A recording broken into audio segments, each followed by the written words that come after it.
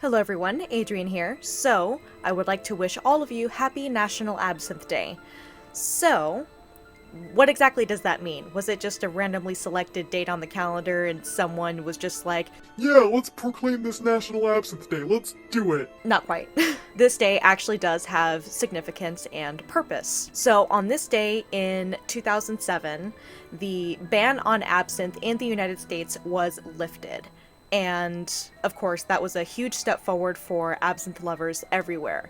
And I'm eternally grateful for that taking place. Seriously, you have no idea. And speaking of the absinthe ban being lifted, because of your guys' amazing support and the following that I have gotten that is part of the absinthe drinking public, the man, the myth, the legend himself, T.A. Breaux, contacted me and he asked if he could send me some bottles of absinthe from his brand, Jade Liqueurs. I was thrilled beyond belief when he contacted me. So for those of you who don't know, T.A. Breaux was actually responsible for helping to get the ban lifted for absinthe in the United States in 2007. So he's a pioneer, he's a legend, and to have someone of that status contact me is incredible. Just, I'm over the moon with joy. You have no idea. He said he really appreciates my reviews and my videos on absinthe education, so he asked if he could send me bottles from his Jade Liqueurs brand to me to review, and he also asked if he could send his book, and I graciously said yes. So here we are.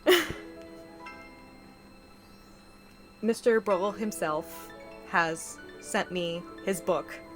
Look how beautiful that is. So this is Absinthe, the Exquisite Elixir, and written by Monsieur Breaux and a couple of other writers and contributors. So that's pretty incredible that he sent me his book. He didn't just send it to me, he autographed it. I'm just over the moon right now. You guys have no idea. So in addition to his book, he sent me a bottle from his Jade Liqueurs brand. And oh my god, guys, I was just so thrilled. He sent me a bottle of Nouvelle Orléans from his Jade Liqueurs brand, which I've been wanting to try for a while, just not gotten around to it, couldn't afford it. So he very generously sent this to me, and I very much appreciate him for that. And not only did he send it, he autographed it. So I did want to take a moment to give a shout out to Monsieur Breaux for sending me this bottle of absinthe from his brand, as well as his book. And he will be sending me more bottles in the future as time goes on, and waiting for Kenny and I to settle into our new place and everything like that. And once again, there will be a bit of a delay with uploading videos, but I'm sure you guys will understand, you know, moving into a new place and all that. So I just wanted to say thank you all so much for your support and your enthusiasm and your encouragement with these absinthe videos and absinthe reviews that I've been doing for the past few years. I couldn't have reached this point without you guys. You guys are amazing. Thank you so much. I'm trying really hard not to get emotional right now, but seriously, thank you. Now, onto the subject of today's video. I wanted to do a special video for National Absinthe Day, and I asked you guys on Twitter what you wanted to see, and you guys voted for my absinthe spoon collection. So that's what today's video is going to be. So I'll be showing you guys my different absinthe spoons. I'll be going into any history, historical significance, or background that the absinthe spoon may have. And I really hope that you guys learned something from it and will enjoy looking at the pretty little things. Because I certainly do. So I'm going to stop carrying on and we're going to get on with the video. Enjoy.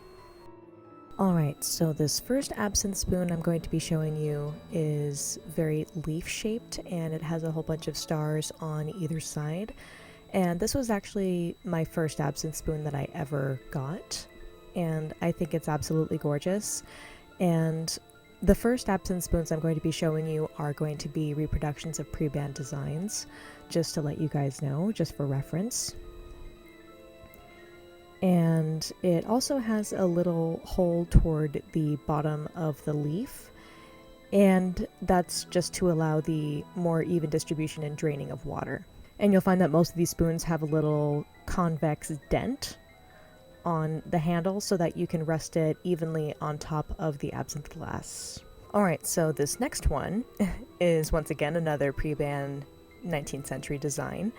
And these are all reproductions, by the way. These are by no means any kind of antiques. So this one is a reproduction of a design from the pre-band era, and as you can see, it's very fluid, really pretty, kind of has a little bit of a heart motif going on, and it's very much within the Art Nouveau style that was very popular during the Belle Epoque. So it's really pretty. Really, really love it. One thing I do notice with a lot of art in the pre-band era and the Belle Epoque era is that it tends to be very fluid and very nature focused. So if you guys think about my poster that is sitting behind me on my set, that also has a very fluid and nature-like flow and feeling. Alright, carrying on. Alright, so this next one is this wormwood leaf absinthe spoon, and oh my god, it is gorgeous. I am so happy that I came across this one. So once again, this is a reproduction of a 19th century design, and again, it's bringing forth the idea of plants, and it's actually really interesting. Some brands of absinthe back in the day would produce the same kind of design for the wormwood absinthe spoon, but they would slap their logo or their brand name on it as kind of a subliminal form of advertising. So I kind of found that out when I was doing a little bit more research today about these spoons, and I think it's really, really cool to think about that. This one I don't think has any writing on it, unfortunately, and it has a weird ridge on the side here, and I'm not sure what that is, but again, it kind of adds a kind of branch-like quality to this absinthe spoon, but that's just me. Alright, so this next design was made for the artist Henri Toulouse-Lautrec, and once again, you see the kind of flower and leaf motif going on here that is popular with a lot of Belle Epoque and Art Nouveau kind of styles of artwork, and his very distinctive signature at the top of the design. And Toulouse-Lautrec loved absinthe, obviously. You know, he did create a lot of work of like depicting absinthe, and it's really, really beautiful to see it. And on top of that, he even had his cane constructed to have a kind of a very skinny vat of absinthe within his cane so that he could carry absinthe with him wherever he went. Pretty, really, seriously, really cool. Alright, so these next 3 absinthe spoons are part of a series of 8 different pre-band designs that were made to commemorate the completion of the Eiffel Tower in 1889. So these 3 designs I'm going to be showing you are part of that series, although there are 8 different designs that were around during that era.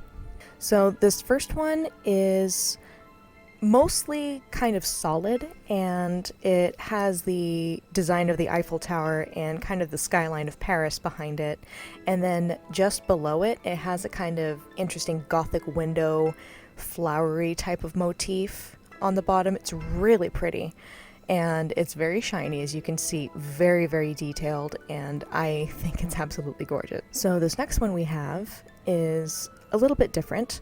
So this time it has the Eiffel Tower as the handle of the spoon, and then the flat part that goes over the glass has the year 1889 to commemorate the completion of the Eiffel Tower for the World Fair.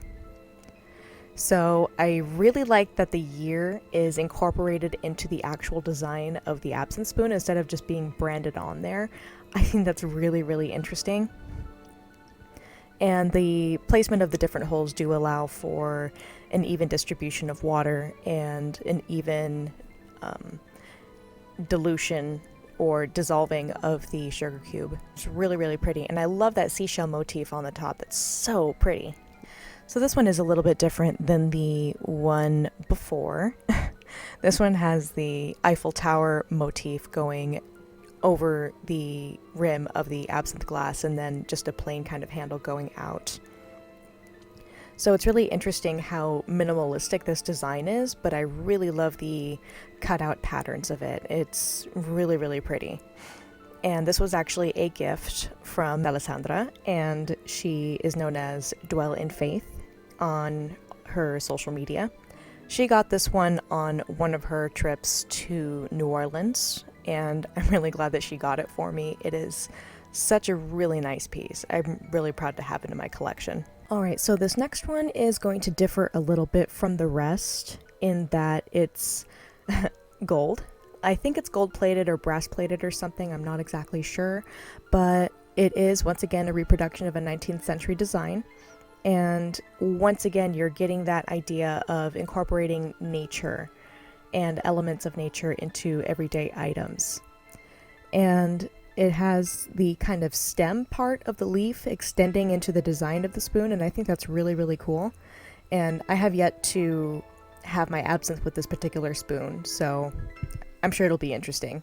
And this was also gifted to me by the owner of Slipstream Absinthe, and I have not yet done a review of the Slipstream Absinthe pipes, but I will relatively soon, hopefully after we get everything all settled up in our new place. Alright, so this next one is another pre-band design, and this was generously given to me by the owner of Joual Vert and La Fleur Bleue. So this one is a leaf shape, kind of like some of the others that I have in my collection, but it has arrows kind of pointing outwards from the stem area of the leaf, and I think that is really, really cool. And you'll notice in a frosted finish on the handle, it has the brand La Fleur Bleue printed upon it. And again, it's another classic, beautiful design that I am really happy to have in my collection. Alright, so this one is the last of the designs I have in my collection that are specifically pre-band designs. This one is not so much a spoon, it's more of a grille, and it has a kind of either Gothic window or a snowflake kind of pattern. I think it's really, really interesting, and it basically just rests on top of the glass, and the sugar cube is exactly in the middle of the glass. So it's really pretty, kind of simple, but nonetheless pretty. And this one I got from Alandia when I bought my bottle of Mansith. So these last two designs I'm going to be showing you today are not pre-band designs. One of them came with a bottle of absinthe that I bought a while ago. Long while ago, actually. And the other one is more of a collectible than utilitarian. Alright, so this next absinthe spoon I'm going to be showing you is from the La Fée Absinthe Parisienne brand of absinthe, and this brand is particularly popular in the UK. It is made in France and then imported to the UK. It's a UK company, and what I really like about both the packaging of that bottle of absinthe as well as the absinthe spoon is that I love the eye motif. It's really interesting. I wish more absinthe brands would take advantage of the eye motif because I think it's really interesting and it calls into mind the effect that absinthe has on you. And no, I'm not talking about tripping balls, okay? Anyway, but I think it's really pretty. I really like the carving and the detail that goes into it. I really like it. And last but not least, I saved this one for last for a reason. This is the one I get asked about the most. This is by Alchemy Gothic, and unfortunately it is a discontinued design. The design I think is called the Parisienne absinthe spoon in their collection of kind of homewares and part of their absinthe collection. So this one is mostly inspired by the Gothic windows of Notre Dame in Paris, and I think it's absolutely gorgeous. It has a lot of detailing. I really like the emerald colored stone in the middle of the spoon part. It's just loaded with detail. And of course it has an A on the bottom of the handle to symbolize, Alchemy Gothic. And Another thing I love is that even on the back, there is no lack of detail. I really love the intricate kind of Art Nouveau kind of carvings that are on the back. It's really, really pretty. And I'm really, really sad that this one is discontinued. And I'm sad to see people's reaction when I tell them that. They're just like, oh my god, that's such a beautiful spoon. Where'd you get it? And I'm just like, it's a discontinued design. I'm so sorry. So it's not that I got it several years ago when it was still in production. It's that I was able to track it down on eBay and attain it that way. So I'm really, really happy that I was able to track it down, and I'm very happy I was able to find it. Alright, so just to kind of wrap things up, I am interested in adding this fairy design absinthe spoon by Alchemy Gothic to my collection as well, just to have in my collection. I think it's really interesting. Not necessarily practical for the purpose of preparing absinthe, but I still think it's pretty and worth having in my collection. And 2 more absinthe spoons I'm interested in tracking down, if you guys can help me out. So first of all, this kind of flame detailed one in this picture, I think that is so interesting and so pretty, and definitely differs a little bit from the pre-band designs that I have in the fact that it's portraying fire. I think it's really cool. And I also like the seashell one that is just below it in the same picture here. So if any of you guys out there know where I can find either of these designs, please leave your comments down below. I'll be more than happy to take your suggestions on going in the right direction with that. So guys, I hope you enjoyed this video, and give it a thumbs up if you did enjoy it. Subscribe to my channel if you haven't already. And again, another enormous thank you to Monsieur T. Abril for sending me this bottle of Nouvelle Orléans and his book. Seriously, thank you so much for your generosity. I cannot thank you enough. You are so sweet, you're so kind, and I appreciate the support that you are giving me. I really appreciate it. You guys are amazing, I love you, and I'll see you guys later. Bye!